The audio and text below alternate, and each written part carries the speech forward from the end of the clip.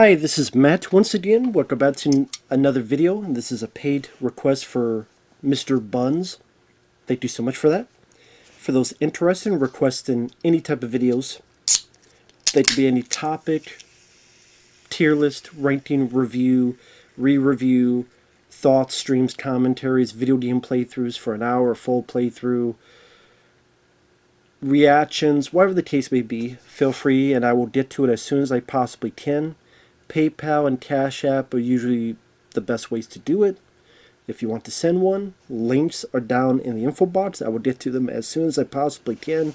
I really, truly, sincerely thank people who have done that. I really do appreciate it, and thank you.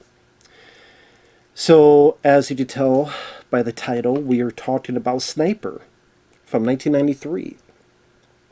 Which I've always enjoyed this film. I've always thought this was a pretty solid movie. I think it has a good cast. I think it's very competently directed. It's got a lot of cool visual, stylistic touches, which I'll get into. I like the score. I thought the atmosphere of the jungle made it... It was a good, slow build-up that had some nice moments of tension, bit of psychological aspects to it. Some decent action. It's not a wall-to-wall action movie. It's not a big shoot 'em up every 5 minutes. It's not explosions everywhere. Not that kind of action movie. It is a slow build, but I think it's... If you go into it thinking it's wham bam, thank you ma'am action movie, maybe you'd be disappointed, but I think the slow build worked for this, for its story. And it stars Tom Berenger and Billy Zane, both actors I quite enjoy. Tom Berenger, he was in films like Platoon, Major League. The last film I saw him in was One More Shot with Scott Adkins. And then Billy Zane, he would go on to be in Tales from the Crypt, Demon Knight, The Phantom, Titanic. I think he got this role with the help of being in the film Dead Calm, which got him some notice as an actor. But I think both do a good job in this. Now, before I go on, what's interesting... Can't believe this. This film, it did well at the box office. It cost $5 million and made about $18 million in the U.S. But it did well enough in home video. There are 10 sequels to this movie. Let me repeat that. There are 10 sequels to this movie. There are 11, and I spilled my drink. I was so excited. Spilled my fucking drink. I was so, like, surprised. Like, 11 Sniper movies. Who'd have thunk it? And I like this film. I think it's a very solid film. And I only saw them up till the third one. And I remember not minding the third one, but I haven't seen them in forever, so who knows what my thoughts on them would be now. But if you were to tell me that this would get 10 sequels, hell, one just came out this year, a few weeks ago. Sniper, Last Something, Last Shot, Last Stand, Last Something. I would have laughed in your face. Like, this is going to be an 11 movie franchise? But it is. Now, Tom Berenger stars in Sniper 2 and 3. But then it was, I think, Sniper Reloaded. And they created the character played by Chad Collins, which is a character that is Tom Berenger's son. His character's son. And then Chad Collins starred in the rest of them. Billy Zane sometimes pops up in them. Tom Berenger sometimes pops up in them. I think there's one where both of them pop up in. That's so strange. I mean, maybe it's the title. I mean, Sniper is pretty... As dumb as it sounds, it's a very striking title. Because you think Sniper, you just think of, what tension you could get out of waiting for the kill, the possibility of the shots going through the scope, what you do, the trajectory of the bullet, like this film does. And what graphic gore could you might create with headshots. Like, it's a visceral image that title can bring upon. So maybe people go, as mainly title sniper, go snipe your fucking ass. Or for some other, I don't know why there's so damn many sniper movies, but there's 11 of them. And no, I did not get requested the other ones, just the first one, which I'm guessing is the best one. Just my guess. But also, before I go on, this is directed by Luis Llosa. Now, Luis Llosa, after this, would direct The Specialist with Sylvester Stallone, which I don't mind that film. I liked it. There's things I would change. I wish there was less of the Sharon Stone sayers and more of the bomb, action stuff. The Stallone versus James Woods dynamic I thought was a lot more interesting than trying to get in Sharon Stone's pants, or lack thereof. But I liked The Specialist. I do like that film. And then he would also direct Anaconda, which I liked it. I know they're rebooting it with Jack Black and Paul Rudd for, I guess, Christmas this year. Because people are dying for an Anaconda reboot, right, guys? We're dying for it. But I like the first Anaconda. I do. Which I know there was a release from 88 Films that has a couple features on it. I never did pick that up. I don't know why. For some reason, I have a feeling that's going to come out in the U.S. as when this new one comes out. I would not be surprised someone puts that out in the U.S. market. Probably Venator syndrome. I don't know. Anyway, the film is a very simple tale. You have Tom Berenger as Master Sergeant Gunnery Tom Beckett. Him and his spotter are doing a mission in the jungle in Central America. They succeed in their mission. On the way back, his spotter gets killed. He goes in to get the guy. He chews out the people in the chopper because they were supposed to come in the nighttime, but they came early in the day, which gave away their position. It jumps ahead time-wise, and there's a new mission. They say one at first, but then it's ultimately two, technically three, you gotta find out, targets that they have to hit. And so you have Tom Berenger, who I think they say he's had over 70 kills, and now he's paired up with a new spotter, Billy Zane, who I kind of want to call him a rookie. He's a guy who has won an Olympic medal. They say he was with SWAT, but he's never been in the jungle. He's never been in this environment to do this type of thing. That's why I call him the rookie. So they have to traverse the jungle to get to their target. I don't know why I started there. Today, Junior. Now, it's mostly those two. Once in a while they see the bad guys or they meet a few rebels, but it's mostly the two of them traversing the jungle. Before that, there's a couple other recognizable faces. J.T. Walsh, who, may he rest in peace, he was the bad guy in the Kurt Russell film Breakdown. He's here as the guy who hires Tom Berenger for the job. Rex Lynn, who is, I believe, I always forget his character's name, Travers in Cliffhanger.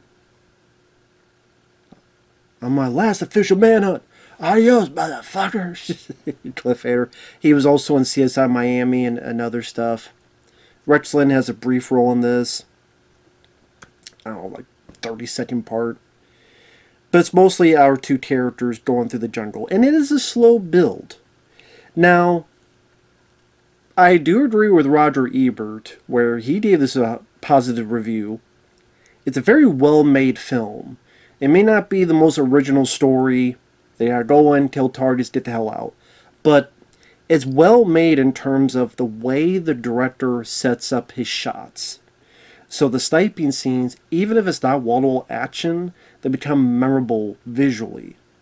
Earlier on, when he's with his first spotter, a good chunk of it is from the POV of the scope of the spotter, and it feels like we're in that position of the spotter, looking through the scope, hearing the whisperings. Hearing the whisperings, what he's saying to Tom Berenger, and this is what you do here, and this is what we do here. So you feel like you're in that position. You feel like you're part of what's going on. When people get shot, it's done practically with blood squibs. It's not gushes of blood exploding, but there's some nice violent moments. I mean, whether getting shot in the chest, or headshots, or one person gets shot in the eye, they make it count. So it makes it memorable. And throughout the film, there's various moments where there's these really cool looking shots where you see it like the bullets slowly go out of the barrel. Now, I don't. Sadly, there's no special features. There's no making of these films. Sniper, I honestly think should have gotten a special edition. Considering how many damn movies there are, it's obviously made you a penny or two or three. And I know the first film's on Blu-ray, but give us some features. Talk to Tom Berenger, and I mean, if they're willing to do like some of these sequels, I'm sure they're willing to talk about the film. And I like to know like how some of these shots were done. It looks like maybe they had like a straw behind the bullet. Because obviously when you're watching the film, it's going like this, and you're not pausing and rewinding and stuff. Or they don't think you're doing that. But there's these cool shots of the bullets slowly coming out, and nowadays they just do that with CGI, and it would look digital, and it would look fake, and there's no sense of magic to it. There's no sense of awe, or, ooh, cool. Like, you tell this is done practically, but it's done in a unique way. You go, wow, that looks really neat. It doesn't just look like a video game computer effect. Which sadly, that's what they've gone away from nowadays. Here, they had to do these shots in a creative manner. And showing whether the camera following the bullet and going towards the person, and some interesting camera movements of the camera moving with the bullet.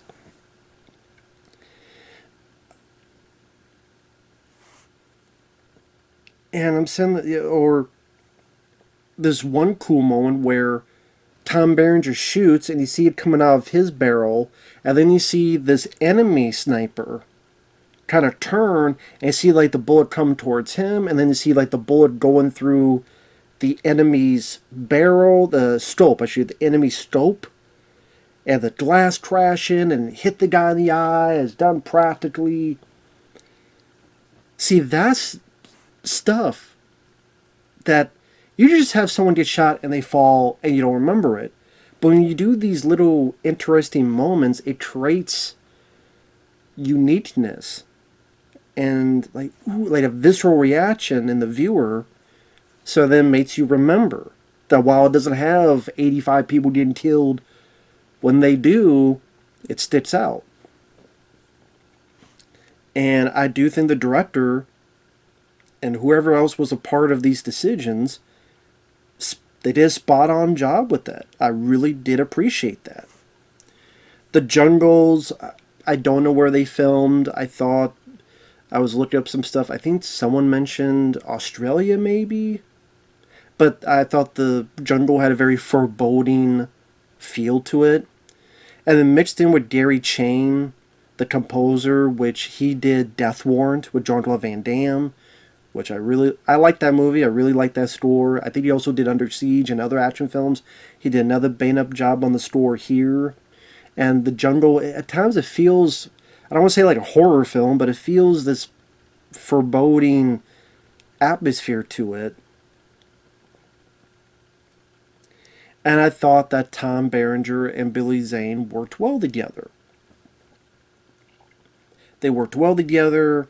You have the guy who You tell he's got nightmares of the kills that he's done, and he doesn't quite feel as much as he used to, compared to Billy Zane, that he's not sure about doing the kills. So there's moments where he's able to get a hit on, but he hesitates, or he gives a warning shot, and the friction it causes between the two characters. Billy Zane, oh, our contact is dead. We need to leave. Oh, if we keep going, it's a suicide mission. And then Tom's like, they're all suicide missions. What are you talking about? But I never felt it sounded melodramatic. And we're like pulled through the jungle as these characters kind of work things out inside of themselves as they're going on their mission.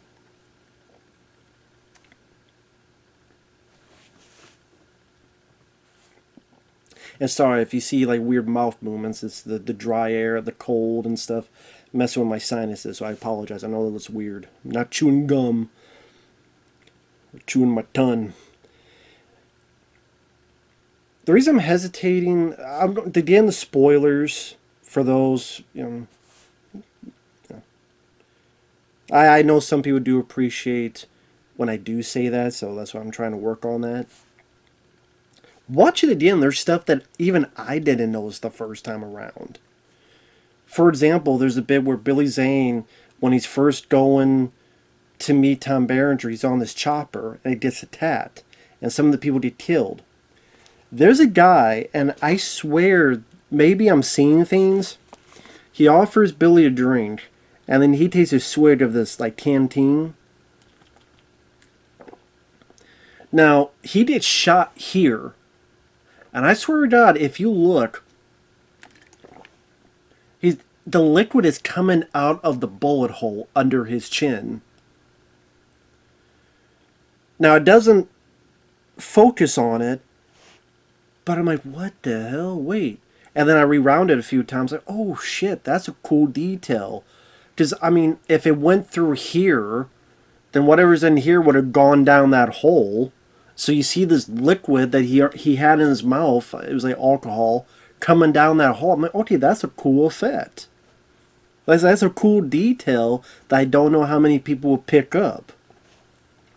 And it's those little details that you add in that made me perk up and go, ooh, shit. That give, again, a visceral reaction like I'm doing now.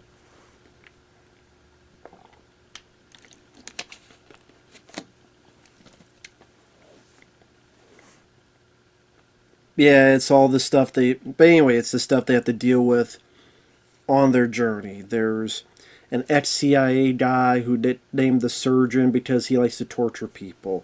There's a bad guy sniper hunting them down, so ultimately Tom Berenger has to bait him in order to take care of it so that he doesn't take them out. There's friction between the two because of stuff I said, because like Billy Zane thinks that Tom Berenger's going to get them all killed because he's too far gone, while Tom Berenger thinks Billy Zane, you're not cut out for this, and you're going to make it not only this mission in jeopardy, but our lives in jeopardy, so that friction goes back and forth. But other little details that I liked. When they're getting to the position near the end of the film, or in the third act, near the third act of the film, they communicate with their scopes, meaning they look at each other with scopes, and so when he sees that the guys look at him, Tom Berenger knows that Billy Zane didn't do something he was supposed to do. So you see, you're at Billy Zane's point of view through the scope, looking at Tom Berenger, and Tom Berenger's mouthing something to the effect of, bastard. And then Tom Berenger looks past at Billy Zane, and we see through Tom Berenger's scope, and Billy Zane does like this. So I like that communication between snipers where it's too far away.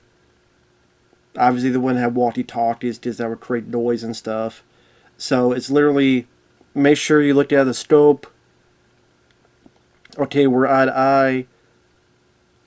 were able to communicate. It was a different way of communicating that I haven't really seen done a whole lot in movies.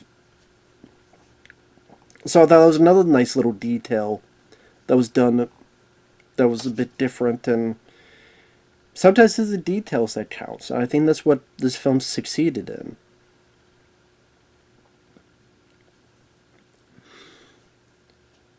Billy's able to kill the drug lord, and I said this is spoilers. Tom Berenger saves Billy Zane because Billy's not paying attention. So Tom Berenger is fighting this guy, stabs him in the foot. Well, it's really grisly, like right in the foot and digging it in. They takes a weapon, smacks him in the face. I guess brains him or something. Hard enough that the guy dies. They tried to get away, but then Billy Zane's losing his shit. So they did like a little bit of, and you tell Billy Zane, another nice little visual detail is Billy Zane's so losing it, he thinks he sees an enemy, and there's this cool looking shot where it goes through his scope, and there's an enemy the camera's going towards, and it disappears. And you see that, nice visual showcase to see that to the audience. He's losing his shit. You can't lose your shit. To a point that Tom and Billy Zane are even getting into a fight, but then Tom Berenger saves him yet again. Billy Zane's able to wake up a bit out of his stupor, out of his psychosis. Tom Berenger's like, you get away, get to the evac point, I'll get the bad guys away from you. Billy Zane could leave, but he decides to come back and save Tom Berenger to show at least he's growing as a person, as a character. So he's able to finish the mission. He kills the general with a knife. Nice makeup effect where you see the knife go through. He stabs through this hut thing, and it comes out, and you see a nice knife effect where it's poking out of his neck. Thought that was cool. Some nice little makeup effects in this. And then after the surgeon has been torturing Tom Berenger, messing with his trigger finger, I wasn't quite sure as to why Tom Berenger was mouthing to Billy Zane, kill both of us with one shot. I guess the idea maybe is that he was in so much pain he didn't want to live anymore, but then that kind of falls away quick as soon as he's rescued.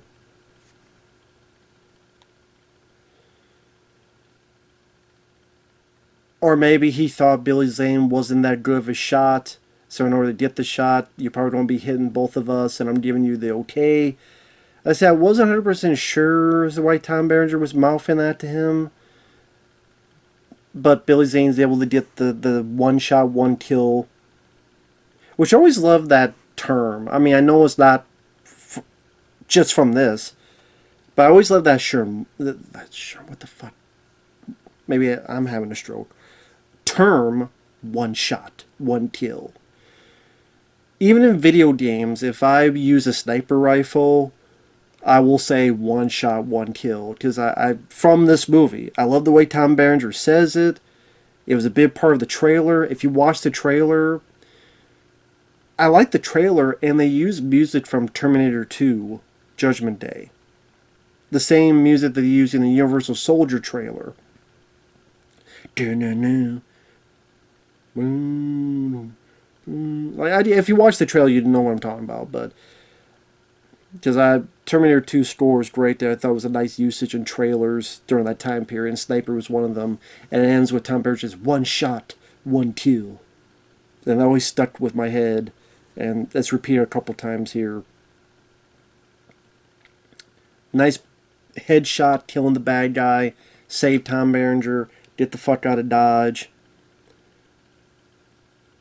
Tom Berenger is able to use his bad hand and kill this guy, saving Billy Zane once again.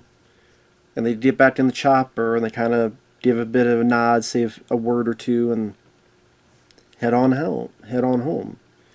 And that's the thing, it wasn't... it was a very simple, straightforward story. It didn't overstay its welcome. It didn't burden the viewer with multiple subplots. When we got into the jungle, we stuck with them. It didn't keep coming back to people at a base or people talking around some meeting, talking about bullshit we don't care about, or have an exposition that you don't really need. Because sometimes action films do that, where we're with the characters that we're interested in. Oh, we gotta talk. We gotta know what the officials think. And it's like, no, we fucking don't. Sometimes I could deal with it. Sometimes it's like, fuck that shit. Just cut the. Here, it just sits with the people in the jungle, and we stay with them for the rest of the movie, which I was fine with. And I think that was for its benefit. That, and I did the atmosphere of the jungle. They were able to create. The store by G.R.I.T worked for the film, and Luis Llosa brought some creative directing moments that I think really worked to the benefit. And then you have two good actors working well with each other, made for a solid movie. And then that's Sniper. Again, always liked this one. Again, crazy, you got 10 more movies after this, but there you go. So with that said, thanks for watching, take care, and we'll see you guys later. Bye-bye.